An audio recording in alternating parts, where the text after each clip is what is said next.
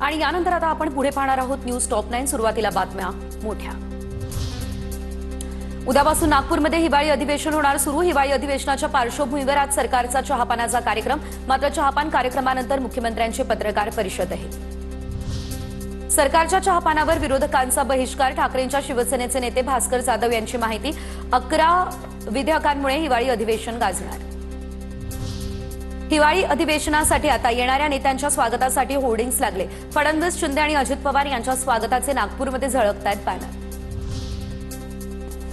उत्तर गोव्यातील एका नाईट क्लबमध्ये काल रात्री भीषण आग लागली। या आगीमध्ये झाला तब्बल 25 जणांचा मृत्यू।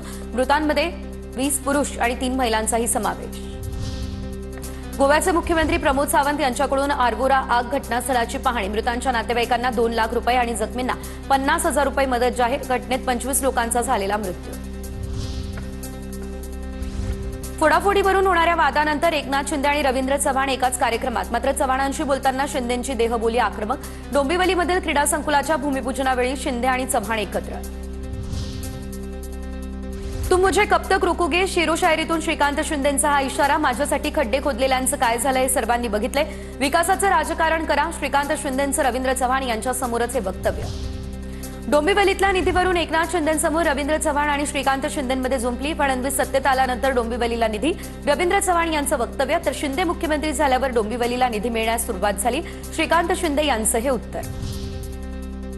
पार्थ पवार यांच्या पुण्यातील जमीन गैरव्यवहार प्रकरण, आरोपी रवींद्र तारूला अटक करण्यासाठी बावधन आणि पिंपरी चिंचवड पोलीस भोरमधील घरी दाखल।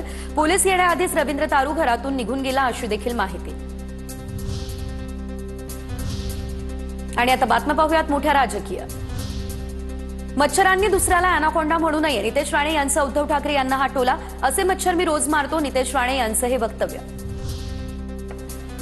मिलिंद नार्वेकर हे सर्वपक्षीय नेते, सर्वांच्या पसंतीचे ते एकमेव आमदार। मुख्यमंत्री आणि उपमुख्यमंत्री उद्धव ठाकरे यांचं अभिनंदन करतात। मिलिंद नार्वेकरांनी फडणवीसांचं अभिनंदन केलं, त्यानंतर सरनाईक यांची ही प्रतिक्रिया समोर। केंद्राच्या मदतीबाबत खासदार ओमराजेंकडून प्रश्न उपस्थित। धाराशिव जिल्ह्याला सरकारकडून अजूनही 350 कोटी मदत मिळणं बाकी।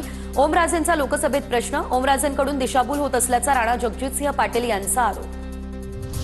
कल्याण डोंबिवली महापालिकेत मतदार यादीमध्ये घोळ, 82,000 नावं वगळल्याचा भाजपच्या नरेंद्र पवारांचा आरोप। याद्यांमधील दुबार नावं दाखवत नरेंद्र पवार यांच्याकडून पारदर्शक निवडणुकीची मागणी। यापुढे लिलाव काढून महापौर नगरसेवकपदी नियुक्ती करा, शिवसेनेच्या पदाधिकाऱ्यांची मुख्यमंत्र्यांकडे निवेदनाद्वारे मागणी। शिंदेंच्या शिवसेनेच्या वीर कुंदळे यांचं मुख्यमंत्र्यांकडे निवेदन। जैनमुनी निलेश चंद्र यांची आज कुलाबामध्ये संकल्प सभा, सभेत महत्वाची घोषणा करणार। जीवदया कबूतर बचाव आंदोलनाची तारीख जाहीर करणार।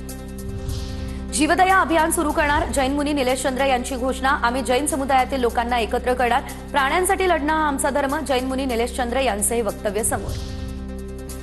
नाशिकच्या तपोवनातली झाडं आंदोलन प्रकरणी उद्या आंदोलकांसोबत चर्चा होणार। नाशिक महापालिका प्रशासनाचे अधिकारी उद्या आंदोलकांसोबत चर्चा करतील। आंदोलकांना चर्चेसाठी देण्यात आले निमंत्रण।